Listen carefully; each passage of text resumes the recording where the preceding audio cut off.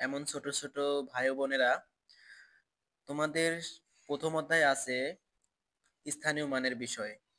তোমাদের প্রথম অধ্যায়ে কি আছে? স্থানীয় মানের বিষয়ে। হয়তোবা তোমাদের প্রথম অধ্যায় হচ্ছে স্বাভাবিক সংখ্যা এবং ভগ্নাংশ। তো স্বাভাবিক সংখ্যার প্রথমে তোমাদের স্থানীয় মান সম্পর্কে কিছু বলতে চাই। যেখানে ধরো এক একটা সংখ্যার কিন্তু এক একটা মান থাকে। যেমন তুমি পাশাপাশি যদি ধরো 20 লেখো, এই ক্ষেত্রে তোমার এই শূন্যর একটা আলাদা নাম আছে, এই দুইয়ের একটা আলাদা নাম আছে। যদি পাশাপাশি তুমি 320 লেখো, এই তিনেরও একটা পাশাপাশি আলাদা একটা নাম আছে। যদি তুমি 4 লেখো, এই চারেরও একটা কি আলাদা একটা নাম আছে। এইভাবে তুমি এই পাশে যত সংখ্যাগুলোই রাখো না কেন, সবগুলোরই আলাদা একটা কি আছে, নাম আছে। ধরো আমি যদি তোমাকে বোঝাইতে যাই, এইখানে যখন তুমি একটা শূন্য দিছো, এই শূন্যটার নাম কি বলতে পারো? যেহেতু ধরো এখানে একটা সংখ্যা, কয়টা সংখ্যা? একটা সংখ্যা। তাহলে এই একটা সংখ্যাকে বলা হয় একক। এটা তুমি কিন্তু 4-5-এও শিখে আসছো। তারপরে তোমাদের আমি আবার শেখাচ্ছি এই কারণে যে এই অধ্যায়টা তোমার শেখার জন্য এগুলো অনেক কাজে লাগবে। এখন দেখো, যখন এটা কিন্তু দুই ধরা যাবে না, দুইটা সংখ্যা পাশাপাশি না, যেহেতু এখানে দুইটা সংখ্যা, তাই না? এই দুইটা সংখ্যা যেহেতু পাশাপাশি, এইটা যেহেতু এক হয়, এটা কি হয়? দশক। কারণ 10 দিয়ে কি হলো তোমার, দুইটা সংখ্যা শুরু হয় না। কারণ তুমি যখন দেখো, আমি তোমাকে যদি বুঝাই, 0 থেকে 9 পর্যন্ত কি হয়, আমি এখানে দেখাই, হ্যাঁ। 0 থেকে 9 পর্যন্ত কি একটা সংখ্যা হয় না? শূন্য বসালে এক হয়, একটা সংখ্যা হয়। ধরো যেমন 0, 1, 2, 3, এরকম কি একটা সংখ্যা না? এই যে একটা সংখ্যা, এই যে একটা সংখ্যা, এই যে একটা সংখ্যা, এই যে একটা সংখ্যা। মানে এক একটা সংখ্যা কিনা বলো, এক একটা সংখ্যা। আবার যখন 10 দিয়ে শুরু হয়, 10 দিয়ে কি 99 পর্যন্ত, এখানে কি প্রতিটা সংখ্যায় কি দুইটা করে অক্ষর আছে না? তাহলে কি বোঝা গেল? এটা দশক। 10 দিয়ে শুরু হয়েছে, কি দিয়ে শুরু হয়েছে? দশক। এবার 100 থেকে ধরো, 100 তে কয়টা সংখ্যা বলো তো? তিনটা সংখ্যা। 100 থেকে 900 পর্যন্ত, কত পর্যন্ত বলো তো? 900 বা 999 পর্যন্ত। 900 ধরো, এখানে কয়টা সংখ্যা আছে? তিনটা সংখ্যা আছে না? তাহলে 100 কে আমরা কি বলি? একশত। শত বলি না? 100 নিচে কি থাকে? শত থাকে। তাহলে যখন তিনটা সংখ্যা আসবে, তাহলে কি হয়ে যাবে? শতক হয়ে যাবে। কি হয়ে যাবে? শতক। আর দুইটা সংখ্যা থাকলে কি হয়ে গেল? ওই 10 দিয়ে যখন 10 লিখলে যখন দুই সংখ্যা আসে, তখন কি হয়ে যাবে? দশক। বুঝতে পারছো তোমরা? হুম। এখন দেখো, চার সংখ্যা আমরা যখন পাশাপাশি লিখি, এই যে তিনটা সংখ্যা, চারটা সংখ্যা মিলে কি হয়ে যায়? হাজার হয়ে যায় না? তাহলে চার সংখ্যা কি ধরা হবে? হাজার ধরা হবে। কি ধরা হবে? হাজার। আমার কথা কি তোমরা বুঝতে পারতেছো? আচ্ছা, এখন দেখো, পাঁচ সংখ্যা যদি ধরি, আচ্ছা এটা পরে যাই, আমি আগে এই চারটা পর্যন্ত শিখি, হ্যাঁ। একটা সংখ্যা থাকলে কি হয়? একক। এখানে নয়ও থাকতে পারে, সমস্যা নাই। একটা সংখ্যা থাকলে কি? একক। দুইটা সংখ্যা পাশাপাশি থাকলে কি হবে? দশক। কি হবে? দশক। তৃতীয় সংখ্যার মান কত হবে? শতক। কারণ তিন সংখ্যা আসলে এখানে শতক উচ্চারিত হয়। যেমন চার সংখ্যার মান থাকলে কি হাজার উচ্চারিত হয়? কি উচ্চারিত হয়? হাজার। ঠিক আছে। পাঁচ সংখ্যা আসলে কি হয়? অযুত। কি হয়? অযুত। পঞ্চম সংখ্যা কি হয়? অযুত। অযুত কেন জানো? অযুত হলো হাজারের সাথে আছে। হাজারের সাথে যেটা, সেটাকে বলা হয় অযুত। কথাটা মনে রাখবা তোমরা। হাজারের সাথে যেটা, সেটা হয় অযুত। হাজারের সাথে যেটা, সেটা কি বলা হয়? অযুত। ঠিক আছে। এখন দেখো, আমরা আবার একটু গোড়ায় যাই। প্রথম সংখ্যাকে বলা হয় কি? একক। দ্বিতীয় সংখ্যাকে বলা হয় দশক। তিনটে সংখ্যাকে বলা হয় শতক। চারটা সংখ্যাকে বলা হয় হাজার। পাঁচটা সংখ্যাকে বলা হয় অযুত। ঠিক আছে। 6 নম্বর সংখ্যাকে বলা হয় লক্ষ। আমরা কিন্তু অঙ্ক গুণা করার সময় বা টাকা গুণার সময় কিন্তু আমরা লক্ষ বেশি বলি। পঞ্চম নম্বর, সরি, ষষ্ঠ নম্বর সংখ্যা কি বলা হয়? লক্ষ। কি বলা হয়? লক্ষ। দেখছো তোমরা, এটা কিন্তু খুব সহজ, পেরে যাবো অনেক সহজে। এবং সপ্তম নম্বর সংখ্যা কি বলা হয় বলো তো? লক্ষর সাথে যেটা থাকে, সেটাকে বলা হয় নিযুত। লক্ষর সাথে যেটা, সেটাকে কি বলা হয়? নিযুত। লক্ষর সাথেটাকে কি বলা হয়? নিযুত। এবং লক্ষর সাথে যেটা থাকা হয় নিযুত, তারপরে যে সংখ্যাটা থাকে, এটাকে বলা হয় কোটি। এটাকে কি বলা হয়? কোটি। এটাকে কি বলা হয়? কোটি। এটাকে কি বলা হয়? কোটি। আমি আবার তোমাদের সহজভাবে বুঝাই দিই।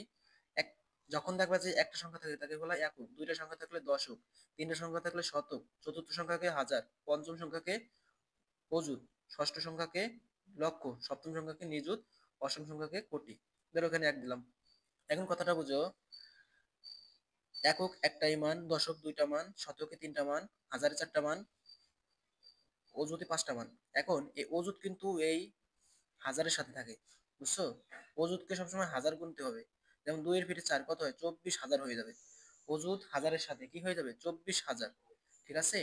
ঠিক তেমন লক্ষর সাথে থাকবে কি? নিযুত। লক্ষর সাথে থাকবে কি? নিযুত। তাহলে 3 লক্ষ এখানে হতো, 3-এর আগে 2, তাহলে কত হয়ে গেল? 23 লক্ষ। 23 লক্ষ। 23 লক্ষ। বুঝতে পারছি আমরা? 23 লক্ষ। এখন দেখো, তোমাদের যদি আমি ছোট করে আবার একটু বুঝাইতে যাই, চিন্তা করো তো, আছে কত? 2, এটা এক সংখ্যা। আছে কত? আছে কত দেখো তো? 2, এটা কি একটা সংখ্যা, তার মানে কি শুধু 2, এটা একক 2। এখন দেখো এর সাথে আমি 5 আনলাম, কয় সংখ্যা? 52, এটা কি 52, এই দুটা মিলে কি হয়ে গেল? দশকের মান। কিসের মান হয়ে গেল? দশক। এখন দেখো সাথে একটা 5 আসলো, কত হলো তো? 5 কিন্তু কত বলতে হবে? একক দশক শতক এরকম গুনতে হবে। আমাদের অঙ্ক গুনার সময় এরকম আনতে হবে যে এই একক দশক শতক গুনে, গুনার পরে তোমাকে যেই জায়গা যেটা আসবে সেটাকে সেটা উচ্চারণ করতে হবে। দেখো, একক দশক শতক কততে আসছি? শতকে, তাহলে কত হবে? 5 শত। কত হবে? 5 শত। এরপরে দশকের মান 52, 552, তাহলে উচ্চারণ কত হয়ে গেল?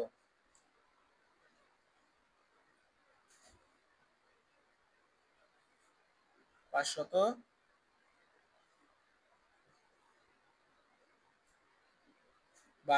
দেখছো? 552। ঠিক তেমনি যদি আমি ধরো এই যে দিলাম 2, 4, 8, 3, এটাকে আমি কিভাবে গুনবো বা এটাকে কত হবে আমি কিভাবে বুঝবো? ওই যে আমাদের মুখস্থ রাখতে হবে হলো তোমার এইটা, একক দশক শতক হাজার অযুত লক্ষ নিযুত কোটি। এইটা যদি আমি মুখস্থ রাখতে পারি তাহলে আমি এই সমস্ত কিছু গণনাও খুব সহজে পারবো। তাহলে আমাকে প্রথমে কি সিরিয়াল ভাবে গুণা রাখতে হবে। প্রথম সংখ্যাকে এই যে প্রথম সংখ্যাকে একক মুখস্থ করতে হবে ডাইরেক্ট, একক দশক শতক হাজার অযুত লক্ষ নিযুত কোটি। এটা যদি আমি মুখস্থ রাখতে পারি তাহলে কি অঙ্ক করা আমার কাছে সবচেয়ে ইজি হয়ে যাবে, মানে গণনা করা আমার কাছে সবচেয়ে কি হয়ে যাবে? ইজি তোমার ক্ষেত্রে। তাহলে কি দেখো 552 আছে, এখন এখানে আমি গুনি দেখো, আমার সাথে আমার সাথে সাথে তোমরাও গুনবা। একক দশক শতক হাজার, তাহলে এটা কত হয়ে গেল? দেখো তো, 3,000। দেখছো? হাজারের কাজ শেষ, এবার কিসের কাজ? শতকের কাজ। 8 শত কত? এই দেখো, 8 শত। 8 শতের কাজ শেষ, এবার কত আছে? 4 আর 2 দশকের ঘরে, তাহলে 42। 4 আর 2 কত? 42। তাহলে এখানে কত দেবো? 42। দেখো তো, সহজ না কঠিন? খুব সহজ। দেখছো? এইভাবে যদি এরকম থাকে ধরো 4, 3, 6, 2, 1, এবার আবার আমার যদি গণনার ক্ষেত্রে বলে যে কথায় লাগে তাহলে আমার কি করতে হবে দেখো। আবার গণনা যদি থাকে বড় অঙ্ক, তাহলে আমি কিভাবে গণনা করব? এখানে কত আছে? প্রথম সংখ্যাকে কি বলে? একক বলে। দশক শতক হাজার অযুত। আমি আগেই বলছিলাম অযুত কিসের সাথে থাকে? হাজারের সাথে। তাহলে কি অযুতকে আমি হাজার বানিয়ে দেবো। তাহলে 1-এর পিঠে 2 কত? 12,000। দেখছো এই যে 12, কি 12,000 হয়েছে? হয়েছে। 12,000-এর পরে কত? সেটা শতকের মান। তাহলে কত? 6 শত। 6 আছে, 6-এর পরে শত দিয়ে দিলাম, 6 শত। এরপরে একসাথে দশক, তাহলে কত? 34। দেখো বলো, এবার তো তোমরা বলো তো কঠিন না সহজ বলো? 34। তাহলে পারছি।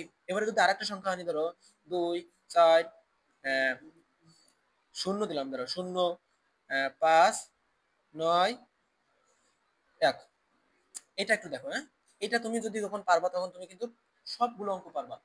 একক দশক শতক হাজার অযুত লক্ষ। কত? একের জায়গায় কত আসছে? লক্ষ আসছে না? তাহলে কি এই 1 লিখলাম, সাথে কি লিখে দিলাম? লক্ষ। দেখছো? লক্ষ যেহেতু লিখলাম, একের কাজ শেষ। আছে কত? 95। একক দশক শতক হাজার অযুত। আমি আগেই বলছিলাম অযুত কিসের সাথে থাকে? হাজারের সাথে থাকে। তাহলে 9-এর পিঠে 5 কয় হাজার বলো তো? 95,000। কয় হাজার বলো তো? 95,000। কত হাজার বলো তো? 95,000। দেখো শতকের মান শূন্য, তাহলে কি শতক নাই? শতকের মান যেহেতু শূন্য তাহলে আমার শতক নাই। তাহলে থাকলো কি 42। তাহলে এখানে কি লিখবো? 42। এটা আমাকে মনে রাখতে হবে যে শতকের ঘরে শূন্য থাকলে শতকের মান নাই, দশকের ঘরে শূন্য থাকলে দশকের মান নাই। মানে যেই জায়গায় শূন্য থাকবে সেই শূন্যর মান নাই। তবে হাজারের ঘরে যদি শূন্য থাকে এবং তার আগে যদি অযুত থাকে তাহলে দুইটা গুনতে হবে।